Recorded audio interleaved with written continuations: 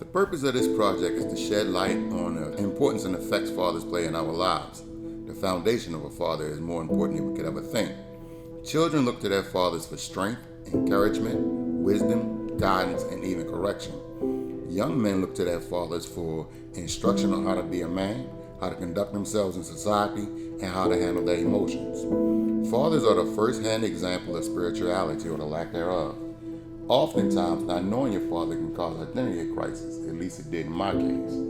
I believe if I had a chance to get to really know him, I would have made better choices. Now, I'm not blaming him for the choices that I made.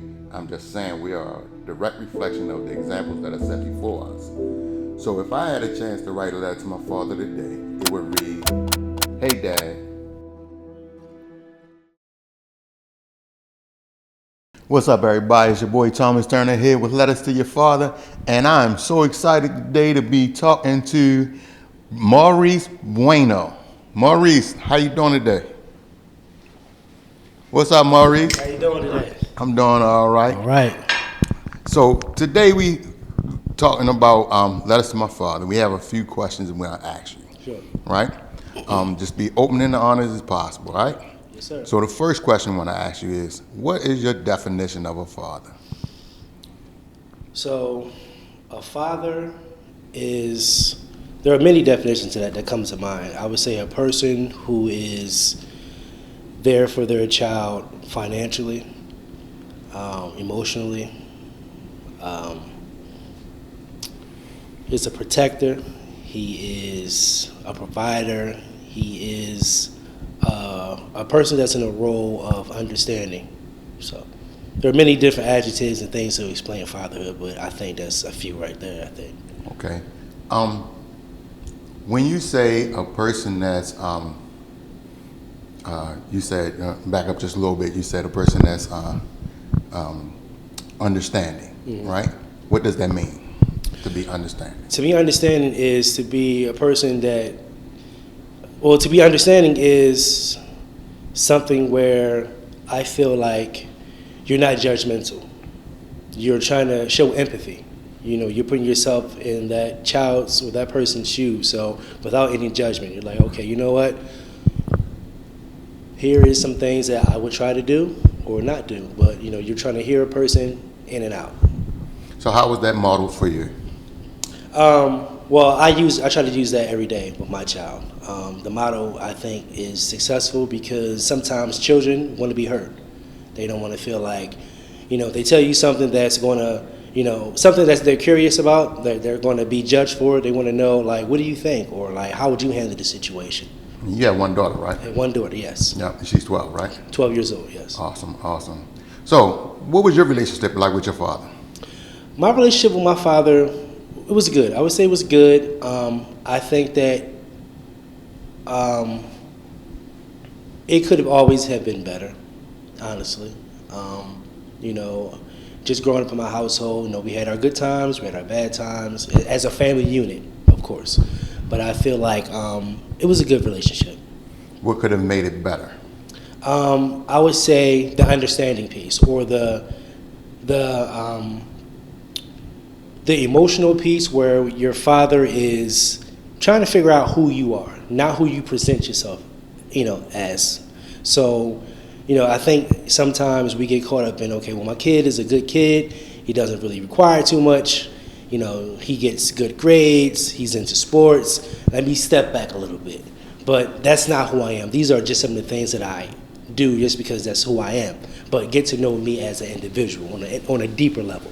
I think that could have been more, you know, explored.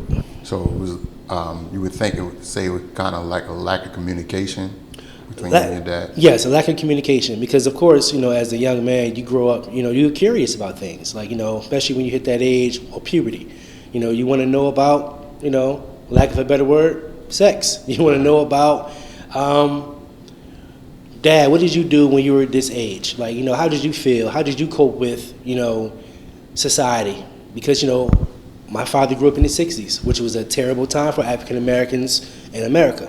So how does his story translate to my story growing up in the 80s, 90s, where, you know, we got the Rodney King things happening? Like, how does that correlate? So, Right.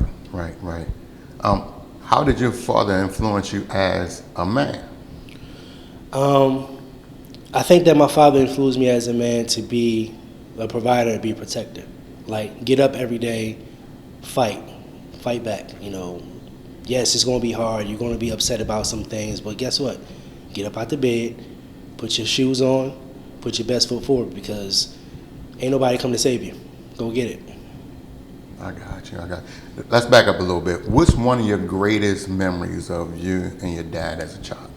Playing Little League Baseball. Yeah. My dad was one of my coaches. I used to love that. So I would say 94. Yeah, 94. From 94 to 95, I was on 2 Little League Baseball teams. My dad was one of the assistant coaches. And just walking, we lived in Philly. I'm from Philadelphia. So just walking with my dad to the baseball field, just talking to my dad about baseball, and I was a big Phillies fan. Sorry, y'all, I'm not from Baltimore. That's all right. You get a pass because you're from Philly. Right. So talking to my dad about going to the baseball games and working on I was a shortstop, so working on my technique and all that stuff. So that was a very fond memory for me. Okay, so when it comes to being a father, what influence did your father have on you as a father? Being there, but not just being there physically, but being there, like I said, emotionally. I have a daughter, and not saying that because you have a daughter and a son, you should show more emotion than others, or for the genders. But I feel like being a father of a young female, I have to be more cognizant of, how I talk, my tone of voice, how I respond to certain things, So just being there physically, but being there emotionally as well. All right, so hold your thought, because I'm also a father of 2 daughters. Mm-hmm. Now, what do you say to people that think that the comment that you just made is kind of sexist? Because I think that some people are going to misconstrue what I say as far as right. like, well, because she's a female, you have to be softer. I think that it's not about softness. I think it's about respect for either of the genders. So for a boy, like if I had a son, I would talk to my son the same way I talk to my daughter, my female, my child. So it's about control, self-control as a man. So if I'm upset, take my time, figure it out how I'm going to relay my message, and if I can't step in, and if I can't do it at the time, hey, I need to take a break. Me and you're going to deal with it at a certain time later on. But I don't think it really matters whether it's female or male when it comes to children. I think it's about, once going back to that understanding, that empathy, and getting myself together, my self-control. And when you say something that's really important, that being able to take time and get yourself together, because so many of us don't do it. Mm-hmm. It's so easy to just go off our emotions at the moment, whether it's we dealing with our children or we dealing with our spouses. We just go off our emotions at the moment. Mm-hmm. And that's definitely not the way to go. Right. We definitely need to take a moment to get our minds together, because our emotions are going to lie to us every time. So man, this has been quick. So this is called Letters to My Father. So if you had to write a letter to your father today, what would it say? First of all, thank you. Thank you for bringing me into the world. Thank you for still being a part of my life.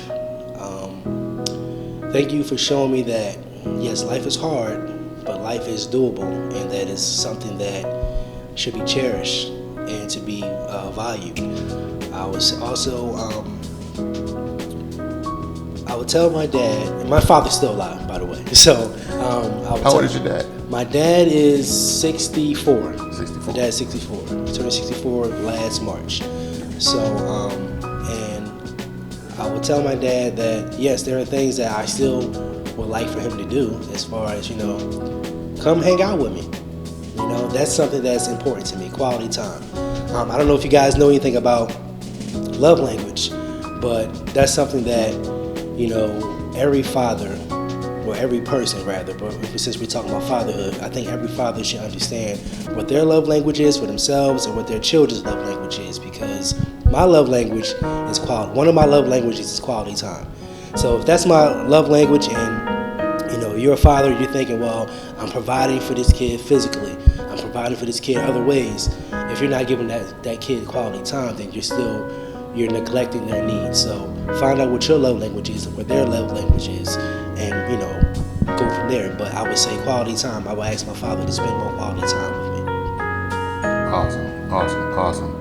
So this has been Letters to My Father. We sat down, talked to Maurice Bueno. This has been a wonderful time. Thank you, man, for your time. Thank you. Appreciate it. Thank you. Blue Fire.